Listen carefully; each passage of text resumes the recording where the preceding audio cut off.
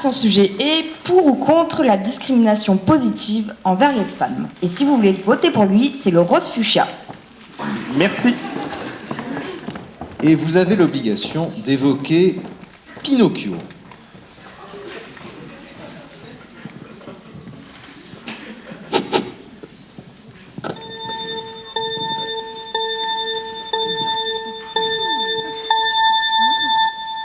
Mesdames, Messieurs, membres du jury, membres de l'Assemblée, bonsoir.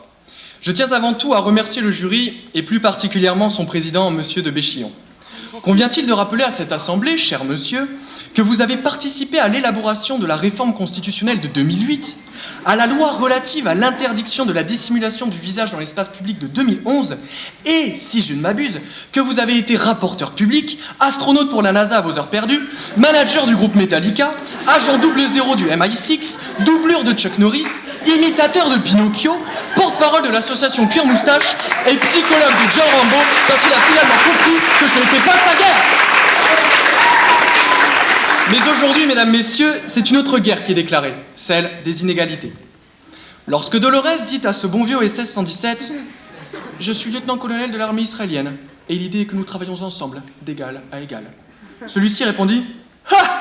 On en reparlera quand il faudra porter quelque chose de lourd. » Derrière cette réplique quelque peu misogyne réside une certaine vérité. Un homme est un homme, une femme est une femme. Mais ce complexe d'infériorité ressenti par certains et certaines, qui ne peuvent assumer qu'une réalité biologique soit immuable, tente à se renverser dans d'autres domaines. On tente, par n'importe quel moyen, d'intégrer une égalité nouvelle et intangible, sans imperfection, sans défaut, sans parabènes ni excès de sébum.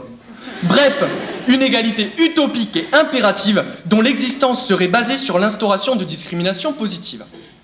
Le professeur Calves définit ces mesures comme, je cite, « l'instrument clé d'une politique de rattrapage entre différents groupes qui vise à promouvoir entre eux une plus grande égalité de fait ou, à tout le moins, à garantir aux membres des groupes désavantagés une véritable égalité des chances. » En effet, les discriminations positives seraient un palliatif au principe d'égalité tel qu'énoncé par la Constitution.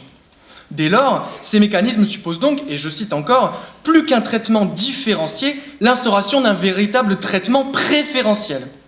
Seulement voilà, c'est cette idée de traitement préférentiel qui constitue selon moi l'effet à double tranchant de discrimination positive et qui n'ont, de mon point de vue, pas leur place dans cette question plus que controversée de l'égalité homme-femme. À celles qui ne voient que la partie visible de l'iceberg représentée par cette affirmation, je leur réponds « Femme, je vous aime. » Oui, je vous aime tel que vous êtes, pas tel que vous êtes représenté. Cette même image qui vous est attribuée de par les discriminations positives exercées en votre faveur ne révèle pas, selon moi, l'importance qui devrait vous être accordée. Aujourd'hui, ces mesures sont utilisées pour atteindre des objectifs de parité absolue. Une parité qui, rappelons-le, est un but visant à rétablir une égalité de fait et de conditions, notamment entre les hommes et les femmes, face aux lacunes de l'égalité de droit voulues par la Constitution.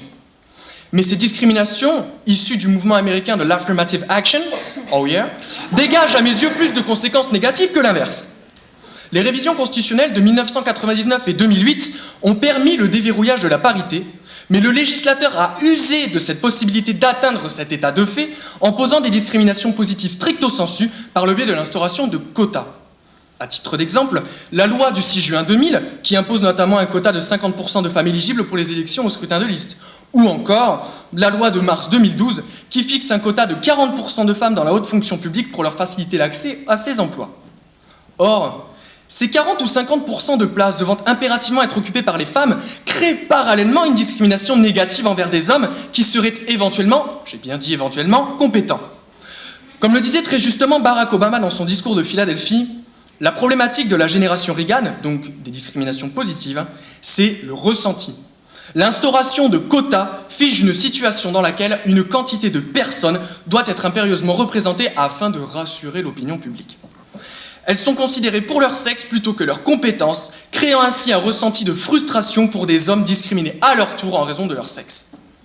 Plus encore, cette difficulté influe également sur l'image de la femme elle-même. Les discriminations positives, par définition, désignent du doigt des groupements défavorisés par rapport